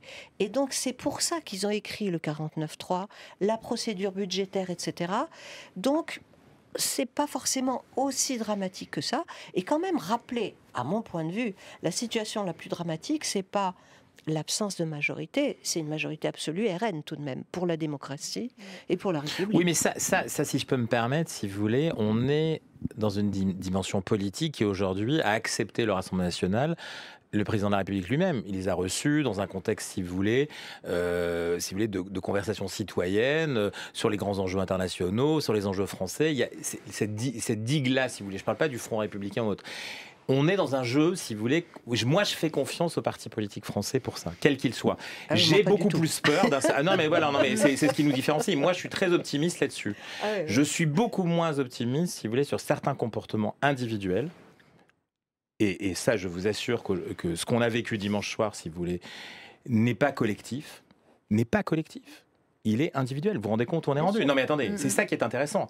Moi, je peux pas dire que tel parti politique, je suis pas d'accord avec la position, par exemple, de LFI sur un certain nombre de points. J'ai pas de rapport avec le RN sur un certain nombre de points. Mais pour autant, si vous voulez, et c'est ce qui me rend encore un peu confiant dans mon contexte, si vous voulez, de représentation démocratique et politique en France, je considère qu'on est dans quelque chose qui aujourd'hui peut fonctionner. Et j'ai pas peur de l'ingouvernementalité, c'est ce que je vous ai dit. J'ai peur de l'initiative personnelle. Et aujourd'hui, nous ne sommes pas à l'abri d'une initiative personnelle. Je vous le dis comme je le pense. On l'a eu. Il n'y a pas eu d'initiative collective dimanche dernier. Enfin, pas dimanche dernier, la fois d'avant. C'est pas collectif. Il n'y a rien eu avec le Premier ministre. Il n'y a rien eu avec. Voilà, il y a eu quoi? 4 ministres? On ne sait même pas. On ne sait pas exactement. Tout reste encore un peu flou malgré des articles qui nous détaillent les coulisses de toutes ces décisions. Non, sur les institutions, c'est vrai que moi, c'est une conviction portée avec à nous la démocratie depuis longtemps, mais le sujet, c'est effectivement la 6e République, qui est un peu un slogan encore porté notamment par le Nouveau Front Populaire et qui ne fait pas un programme, mais l'idée, au fond, de réfléchir à un moment à notre vie démocratique, notre constitution, le fonctionnement du Parlement, etc., ça me semble aujourd'hui de plus en plus inévitable. Et il faudra réfléchir à ce que c'est une convention citoyenne qui se réunit avec tirage au sort, etc., pour justement qu'il y ait des gens qui sont pas élus et qui puissent réfléchir, faire des propositions. Ensuite, il faudra réfléchir à la manière dont ça peut être organisé, mais concrètement, il faudra un peu un moment constituant, on appelle ça comme ça un peu dans le milieu militant, pour justement défendre un renouveau démocratique, mais au sens vraiment profond et sincère et politique, au sens vraiment très fort. Et puis aussi, plus du point de vue du débat entre partis, mais d'opposer une réponse au Rassemblement national qui s'est accaparé le sujet démocratique ces dernières années, mais avec beaucoup de force. Et finalement, on lui a laissé la place. Marine Le Pen, elle a beaucoup parlé de révolution référendaire. Après le mouvement des Gilets jaunes, ils ont tout de suite repris le RIC, donc le référendum d'initiative citoyenne. Ils ont évidemment tout ça au service d'un programme sur l'immigration, etc., en voulant faire rentrer l'immigration dans la Constitution, dans le champ du référendum. Donc on voit bien qu'ils se sont saisis de ce sujet qui recoupe plein de choses une forme de défiance vis-à-vis du politique, un sentiment un peu d'être méprisé, d'être écarté, etc.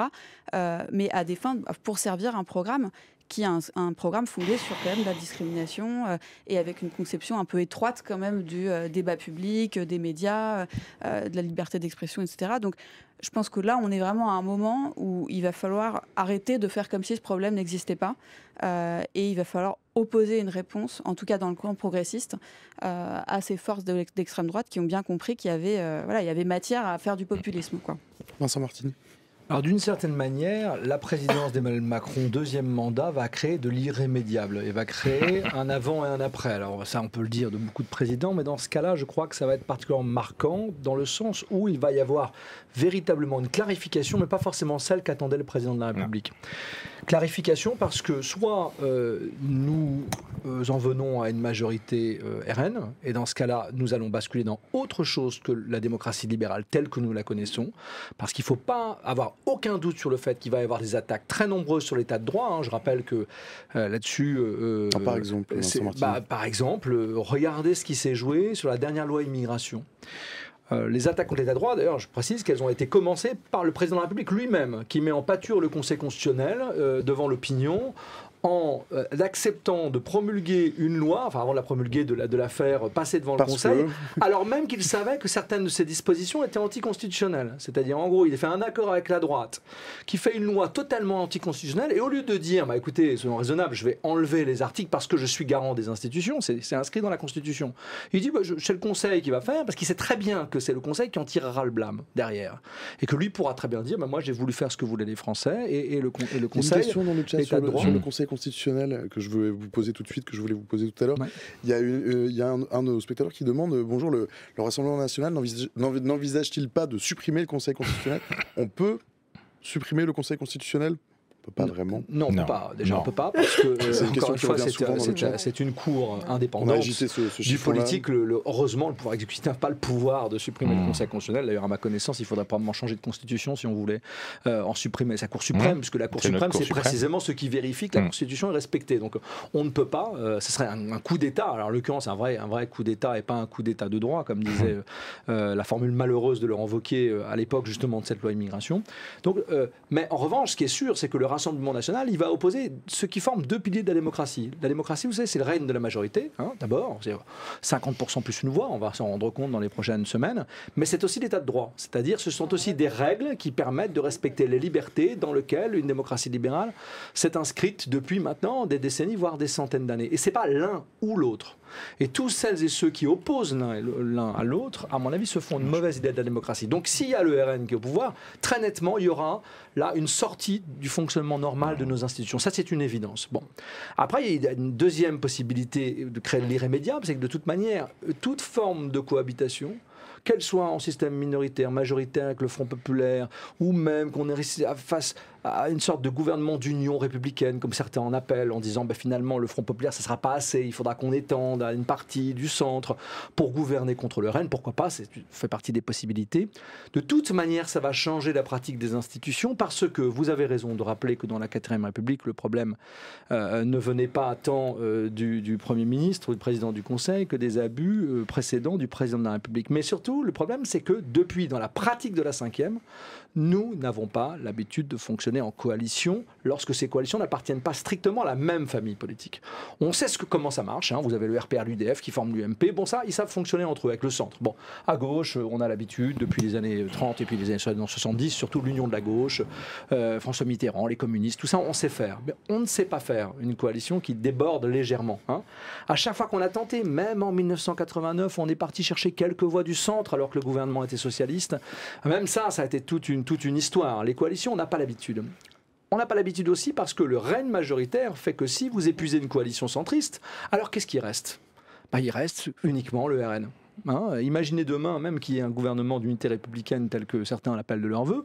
Pourquoi pas, à court terme, ça va peut-être nous sauver du RN. Mais est-ce que ça va éliminer la menace de 2027? Non. Et pour finir là-dessus, donc du coup, il me semble qu'on crée de l'irrémédiable parce que il sera temps, si la menace est écartée, et même si elle ne l'est pas, d'un gouvernement RN, de réfléchir quand même à qu'est-ce qui, dans nos institutions, a permis d'en arriver là. Qu'est-ce qui a permis à un homme seul, fut-il élu par les Français en 2022 lors de l'élection présidentielle, de décider avec une poignée de conseillers non élus de nous mettre dans une telle situation dramatique de nos institutions. On peut ajouter que c'est 4 ou 5 personnes qui nous mettent au bord de la crise de nerfs. Monsieur Macron, évidemment, en premier. Monsieur Ciotti, qui décide tout seul que son parti va faire une alliance avec le RN. Madame Le Pen et Bardella, parce qu'on a l'impression qu'il y a deux personnes dans ce parti, puisqu'il n'y a que Convoi.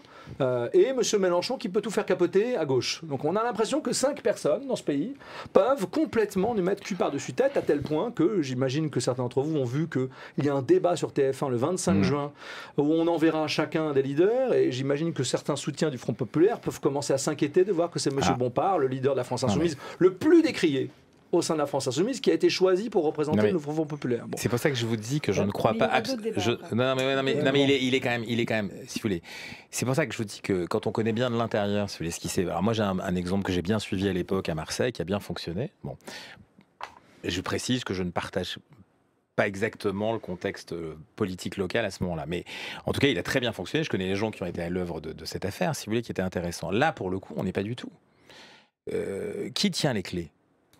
Pour le coup, on a Olivier Faure d'un côté, parce qu'on en revient au patron des partis. Hein. C'est là où aujourd'hui, qui est les rênes des partis. Pourquoi Ciotti a pu se permettre ce qu'il faisait de manière individuelle ? Parce que c'était le patron du parti. Guillaume Carayon, qui était le patron des jeunes du DLR, bon, qui en ont profité pour d'ailleurs se foutre dans les circonscriptions, parce que sinon il devait attendre longtemps. Bah, voilà, c'est ça. Bon. De l'autre côté, on a Jean-Luc Mélenchon qui, il n'a pas envie qu'il y ait quelqu'un d'autre ni à Matignon, ni qui prenne les devants, si jamais le nouveau Front Populaire est en situation de le faire.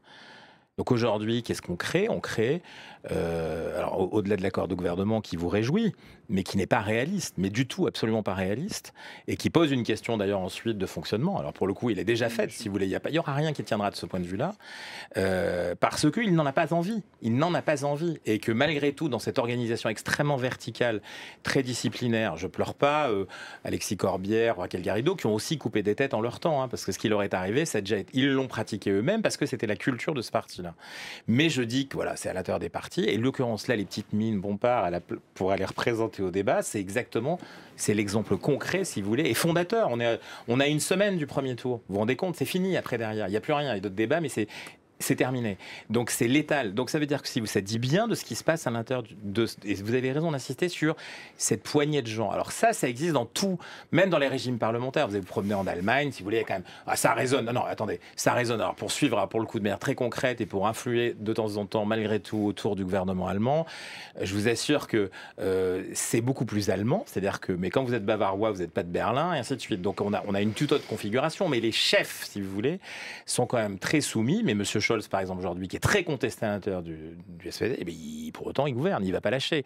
Donc on est dans un contexte qui est quelque part M. Sanchez en Espagne, si vous voulez, il s'est maintenu au pouvoir dans un contexte qui a très bien amélioré. Oui, mais non, mais il domine même avec le PP, si vous voulez. Mais voilà, on est dans ces calculs politiques. Je crois que Marianne Cohandé n'est que demi-convaincue. Bien sûr. Parce que vous dites, Jean-Christophe. Oui, moi je pense qu'une alliance de la gauche, que le Front Populaire peut tenir, parce que les circonstances l'exigent, parce qu'il y aurait une volonté vraiment de gouverner ensemble pour justement faire obstacle au désordre. Et surtout, ça ne suffit pas. Il faut vouloir gouverner parce qu'on en a envie, on a la même vision de société. Et aujourd'hui, les deux gauches irréconciliables, c'est pas une théorie fumeuse. Mais dans tous les autres pays de l'Union, les gens sont capables d'être intelligents et de discuter. Et je refuse de me laisser convaincre que les Français seraient les seuls abrutis d'Europe. Je pense que les Français peuvent être capables de discuter, de s'écouter, de faire des compromis. Et je voudrais revenir sur cette hypothèse du Rassemblement national au pouvoir, parce qu'on était quand même parti de là et des dangers que ça représente. Pour nous tous, c'est tellement évident qu'on a tendance... On en parlait avant que le stream commence, à deux. À ne pas les rappeler.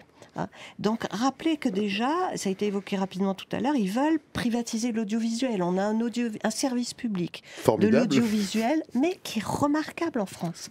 Et si on supprime ce service public, qu'est-ce que ça veut dire ? Que tout l'audiovisuel va être à la botte de grands groupes industriels. Et on voit ce que ça donne sur un certain nombre de chaînes télévision ou radio que je n'ai pas besoin de citer. Donc ça, c'est un vrai problème pour la liberté d'expression. Ils veulent aussi, au niveau de la justice, prendre des mesures très dures. Réduire la liberté des magistrats, etc., ce qui pose un problème avec les grands principes du droit pénal, le principe de séparation des pouvoirs.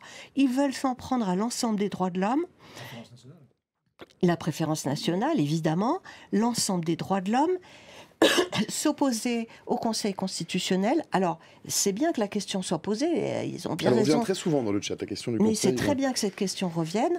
Non, un gouvernement ne peut pas supprimer le Conseil constitutionnel puisqu'il est prévu dans la Constitution. En revanche, dans les pays où l'extrême droite a pris le pouvoir, que ce soit en Hongrie, en Pologne ou ailleurs, ils ont réussi par des mesures complètement sournoises et détournées à affaiblir considérablement la Cour constitutionnelle. Les premières choses auxquelles s'attaquent ces gouvernements d'extrême droite, c'est les médias, la justice et spécialement la justice constitutionnelle. Donc là, il y a des vrais dangers. Il faut rappeler aussi leur aversion pour les droits de l'homme. Dans leur programme de 2002, ils avaient écrit dans leur programme « Le Conseil constitutionnel contrôle la conformité des lois aux articles de la Constitution ». Personne n'y a vu que du feu. On n'est que quelques juristes à s'être dit « Mais qu'est-ce que c'est que ce délire ?» Notre Constitution, elle comprend deux choses. D'une part, le préambule qui renvoie à la Déclaration de 1789, au préambule de 46, à la Charte de l'environnement, et donc qui contient 90% de nos droits de l'homme. Et puis les articles. C'est l'ensemble de ces deux choses qui forment notre Constitution. Si on dit le Conseil constitutionnel contrôle la conformité des lois par rapport aux articles de la Constitution, c'est comme si on prenait nos droits de l'homme et qu'on les mettait à la poubelle. Ou qu'on empêcherait concrètement le Conseil constitutionnel de vérifier que les droits de l'homme ne sont pas bafoués, ce qui montre leur intention de bafouer ces droits de l'homme. Intention qui est avérée aussi par le fait qu'ils rêvent de sortir de la Convention européenne des droits de l'homme, qui critiquent sans cesse cette Convention européenne des droits de l'homme et la Cour européenne des droits de l'homme, aussi volonté de démolir les droits de l'homme en ce qui concerne les droits environnementaux. Le droit de l'homme à un environnement sain est absolument crucial et on sait que la politique de tous les gouvernements d'extrême droite, et notamment du RN, c'est de faciliter l'usage des énergies fossiles et de permettre les atteintes à l'environnement. Donc il faut rappeler qu'il y a des vrais risques très importants pour les principes de base de la République et de la démocratie. Je suis entièrement d'accord avec ce que vous venez de dire. Je trouve que c'est justement indispensable de rappeler en fait quel est le programme, parce que ces dernières années, on n'a fait que de parler de banalisation. On est revenu sur finalement les mesures qu'ils arrêtaient de porter historiquement, la peine de mort, la sortie de la France de l'Union européenne. Là encore récemment, j'ai entendu qu'on revenait sur la question de l'interdiction de la binationalité hors Union européenne, etc. Donc on revient en fait sur ce qui a édulcorer un peu le programme historique, etc., alors que fondamentalement, il y a des menaces sur les libertés, sur les droits. Et je pense que le sursaut derrière l'union de la gauche, mais aussi de la société civile organisée, elle vient de ça, elle vient aussi de la mesure de la menace sur les corps intermédiaires, sur les associations. Et ça doit effectivement nous interpeller, même si ce que vous dites, à mon avis, est très juste, c'est que là, il y a un sursaut, il y a une mobilisation, il y aura les résultats à une nouvelle assemblée, mais il y a encore des élections, et notamment la présidentielle de 2027. Et où sera cette énergie? Est-ce qu'elle sera encore forte et capable d'agir comme ça et de se mettre en mouvement? Voilà, je l'espère, mais il y a encore aussi du chemin et des échéances d'ici là. Je crois qu'il y a aussi un élément qui est un peu délétère, mais que cette élection pourrait clarifier, c'est quand même aussi le sens d'une certaine gravité de l'histoire. C'est-à-dire, là, je parle aussi, je suis politiste, je suis aussi historien des idées, alors ça m'intéresse, je me suis beaucoup intéressé aux grandes crises de la Ve République, et nous vivons, n'en déplaise beaucoup à certains de nos concitoyens, dans des démocraties qui sont relativement apaisées, c'est-à-dire qu'elles ne connaissent pas de guerre. Elles connaissent des conflits, certes, très importants, sociaux, économiques. Il y a beaucoup de nos concitoyens qui vivent dans des conditions très difficiles. Ça, c'est pas ce que je suis en train de dire. Mais on va dire que dans un pays dont les frontières sont sécurisées depuis plus de 200 ans, ou 150 ans, dans un pays dans lequel, globalement, depuis 70 ans, nous vivons dans un état de droit et dans un régime d'alternance politique qui est un régime d'alternance qui fonctionne relativement bien. Encore une fois, on a 1000 choses à dire sur l'état de la démocratie. Mais je crois que nous nous comportons parfois, là je le dis collectivement, comme des enfants gâtés de la démocratie, qui pensons, moi j'entends dire après tout, on n'a jamais essayé le RN, comme on n'a jamais essayé de manger des punaises de lit. Il y avait une caricature assez amusante. Local, justement. Voilà. Il y avait une caricature assez amusante qui disait on n'a jamais mangé de punaise de lit, on n'a jamais pris de bain d'acide, on n'a jamais sauté par la fenêtre. Donc après tout, pourquoi pas voter pour le RN? Ça fait partie des choses qu'on n'a pas essayé. Et encore une fois, je voudrais attirer l'attention sur le fait que là, l'action de dissolution et la façon dont est menée la campagne par une partie des forces politiques, je la trouve assez inquiétante. Parce qu'on a l'impression que finalement, tout ça n'est pas si grave. Il y a un côté un peu, bon, quoi qu'il arrivait alors, qu'est-ce qui peut bien se passer? Et je crois que vous avez très justement rappelé ce qui peut se passer. Et je crois que ce qui est d'autant plus grave dans la situation, c'est que si le RN parvient au pouvoir, je dis lorsque, mais je dis si le RN parvenait au pouvoir par une majorité absolue, eh bien, on n'en verrait pas les conséquences immédiatement. Et ça, j'insiste là, c'est ça. Pour une grande partie des Français, les Français vous diraient au bout de 3 mois, qu'est-ce que ça change? D'abord parce que la privatisation de l'audiovisuel, ça mettrait quand même 6 mois à se mettre en place. Vous savez, il faut un parlement, puis on dit ça. Puis comme les partis populistes ne se sentent jamais tenus à leur programme, ils l'ont fait d'ailleurs, ils ont dit, bah la retraite à 60 ans, finalement, on le fera plus tard. C'est pas grave, c'est pas pour ça que les gens votent pour nous. Les gens votent pour le RN parce qu'ils veulent moins d'immigration, plus de sécurité, plus de défense des valeurs traditionnelles de la France. Hein, et c'est ça qu'ils veulent. Bon, le reste, ils s'en fichent, mais complètement. Et évidemment, du pouvoir d'achat. Mais encore, quand vous interrogez dans les enquêtes de valeur, on interroge les électeurs sur pensez-vous que votre situation s'améliorera si un gouvernement RN, la majorité des gens qui votent RN disent non, on sait que ça ne changera rien. Et ce qui se passe en Italie chez nos voisins, où il y a un gouvernement post-fasciste depuis maintenant 2 ans. Il n'y a pas moins d'immigrés dans ce pays, il n'y a pas plus de lutte contre l'immigration, et pourtant les gens disent ah ben on se sent mieux. Parce que la politique, évidemment, ça se joue aussi dans notre tête. Mais là, encore une fois, hein, il y a une sorte d'irresponsabilité générale de dire après tout ça n'est pas si grave. Mais ce qu'on ne voit pas, c'est que ces forces politiques, elles s'attaquent d'abord aux minorités. Les minorités, c'est pas à nous tous. Peut-être que nous en connaissons un, ici ou là, etc., qui commencera par être la cible. C'est un étudiant ou une étudiante de nationalité étrangère qui ne peut plus obtenir de visa, qui doit quitter le territoire alors qu'il est ou une bonne étudiante. C'est un ami qui est homosexuel et qui va faire l'objet d'une rixe dans la rue. On va dire mais ça n'a rien à voir. Quel rapport avec la situation politique ? Aucune, c'est évidemment, ça sera condamné par un gouvernement RN. C'est la libération de toutes les énergies négatives. Il y a un terme en allemand qui est un beau terme qui dit Schadenfreude, la joie mauvaise du chaos, du désordre, la joie mauvaise du renversement des valeurs, des gens qu'on mettait tout en haut et qu'on met tout en bas. Hein, cette espèce de volonté de revanche. Hein, et que je peux comprendre parce que les gens n'ont pas envie qu'on leur donne des leçons et quand on leur donne des leçons, c'est normal qu'ils aient envie parfois de mettre par terre ceux qui en permanence de leur chair, et les professeurs d'université en savent quelque chose, peuvent avoir le sentiment de donner des leçons. Moi, je donne des leçons à personne, je dis juste attention, parce que ça a une réalité. Et encore une fois, dans tous les régimes où l'extrême droite a pris le pouvoir, surtout lorsqu'elle est seule, parce que nous ne sommes pas dans un système parlementaire, nos voisins sont en coalition, dans lesquels l'extrême droite n'est pas toujours majoritaire, voire le plus souvent minoritaire. Hein, alors, ce n'est pas le cas en Italie, quoique le gouvernement est largement contrôlé par la droite, donc il ne peut pas aller au-delà d'un certain nombre de points. Mais le problème du système français, c'est un système majoritaire. On donne tous les pouvoirs. En anglais, ils disent « winner takes all ». Hein, le gagnant, il prend tout, il a tous les pouvoirs, il peut tout faire. Article 19, article 20, le Premier ministre conduit la politique de la nation, le gouvernement dirige la politique du pays. Macron, il aura quelques pouvoirs constitués. Bon, évidemment, la défense, quand même, on ne va pas jeter une bombe nucléaire sur nos voisins. Mais pour le reste, un gouvernement est parfaitement légitime, du coup, légitimé par l'élection pour faire ce qu'il veut. Et nous sommes dans un système dans lequel les pouvoirs intermédiaires, les corps intermédiaires sont en tellement petit nombre, sont tellement affaiblis, qu'il faut bien se garder de penser qu'on peut jouer avec le feu sans conséquence. Non, alors moi pour le coup, je vous trouve très... Alors, chers amis, je vous indique simplement qu'il est 19h30 et qu'on va pas tarder à clore puisque je vois que moi je voudrais juste quand même mais vous prendrez moi je trouve que c'est bon. Écoutez, je pense que on a, alors bien sûr on a l'exemple italien, on a l'exemple polonais où M. Tusk a repris le pouvoir après derrière, c'est pas tout à fait réglé, mais il y a quand même des situations en Europe dans des contextes qui sont comparables, qui permettent d'imaginer des situations quand même qui sont des transferts réguliers, qui permettent aussi les alternances. Moi, je fais confiance, pour le coup, à la différence de ce que vous dites. À la fois, je vous le redis, hein, globalement, si vous voulez, à l'ensemble de la représentation politique, je vous le redis, moi, j'ai pas d'accord particulier avec le RN ni avec LFI, par exemple, et ainsi de suite. Je vous dis que dans les deux cas, il y a des choses qui pourraient m'inquiéter. Voilà, par exemple, c'est pas comme le président de la République, je les mets pas exactement au même niveau, mais ça, pour moi, il y a des choses qui m'inquiètent dans les deux cas.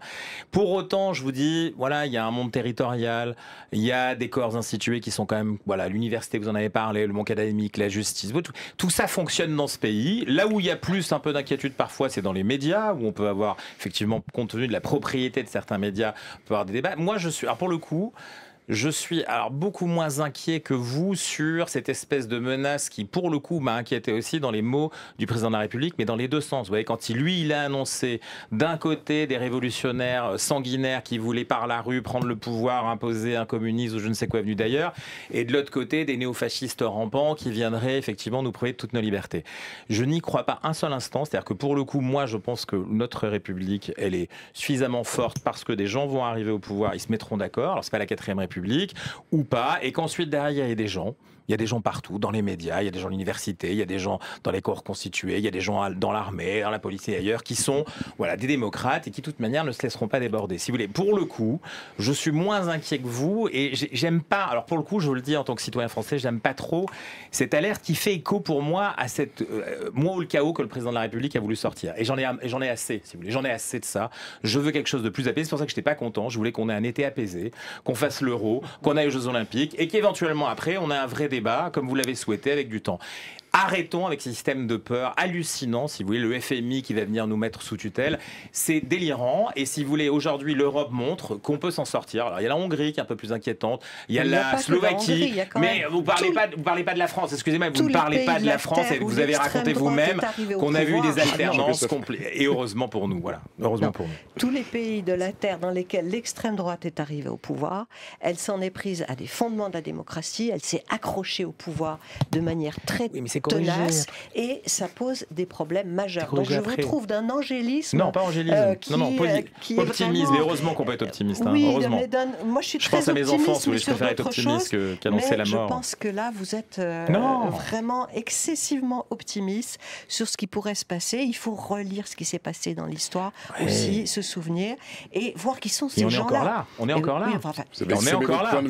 Il faut savoir qui sont ces gens-là. Je suis désolée, mais Monsieur Bardella vient du GUD et on sait qui est le GUD. Les gens du GUD ont mis le feu chez moi il y a quelques années et chez 2 autres collègues de l'université à Lyon, ainsi que chez des étudiants et chez les profs. Pourquoi ils ont mis le feu à notre domicile? Parce qu'ils croyaient qu'on était juifs. Ah bah oui, c'est une bonne raison pour aller mettre le feu au domicile d'une personne, alors que mes bébés dormaient dans l'appartement, etc. Donc il faut voir qui sont ces gens-là. Et vous avez beau m'expliquer que ce sont des anges et qui vont rien faire et que c'est pas grave de les mettre au pouvoir, non, je ne peux pas vous entendre. C'est pas ce que je dis, c'est pas des anges. On ouvrira ce tiroir-là une autre fois. Un mot pour finir, parce qu'effectivement, je me range plutôt de votre côté et vraiment, j'insiste sur l'idée que la démocratie, ça se résume pas au vote et que derrière, c'est un ensemble de principes qu'il faut défendre, qui sont pas acquis, qui sont pas éternels. Tout ça, c'est de la construction permanente. La vie démocratique, c'est quelque chose c'est un processus qui se construit. Et à partir du moment où on le prendra comme un acquis, justement, c'est là où il y a les ennemis de la démocratie qui vont s'y attaquer et qui vont s'engouffrer dans toutes les brèches et qui, à mon avis, n'auront aucun scrupule à se retourner contre ces principes démocratiques de liberté de la presse, de respect des corps intermédiaires, liberté d'expression, respect, antidiscrimination, etc. Donc voilà, point de vigilance. Vraiment, la démocratie, c'est pas que le vote, c'est aussi un peu un style de vie, un choix collectif et qu'il faut absolument préserver parce que sinon, effectivement, c'est pas moi ou le chaos, mais on va quand même devant un horizon un peu assombri. Merci Marionnette Valiergue. Vincent Martini. Le mot de la fin, oui. Verre à moitié vide. Je partage les angoisses parfois de certains d'entre nous qui disent que les forces politiques ne se valent pas toutes et qu'à ce titre-là, dire on s'en tirera toujours, c'est pas totalement vrai, parce que ça voudrait dire que finalement toutes ces forces politiques ont la même légitimité, sont des démocrates à égalité. Je pense pas que ce soit le cas. Verre à moitié plein, il existe dans ce pays 1000 ferments de démocratie qu'on ne trouve pas seulement dans les partis. Il existe des corps intermédiaires qui ont été très affaiblis depuis une dizaine d'années, il faut le dire, par la pratique césariste du pouvoir de l'actuel président, qui faisait suite déjà à d'autres présidents, il n'a rien inventé. Mais ces ferments qui essayent de s'exprimer dans différentes directions, d'ailleurs, il leur reste une dizaine de jours pour affirmer, en fait, tout simplement leur attachement aux principes qui sont les nôtres. Et à ce titre-là, c'est aux Français de jouer. Et les commentateurs peuvent se ranger qu'à cet avis-là. Merci Vincent Martini, 19h35, passé de 23 secondes. Je vous chasse de manière très inélégante, en donnant l'heure, en vous remerciant et en vous remettant entre les mains de Joey.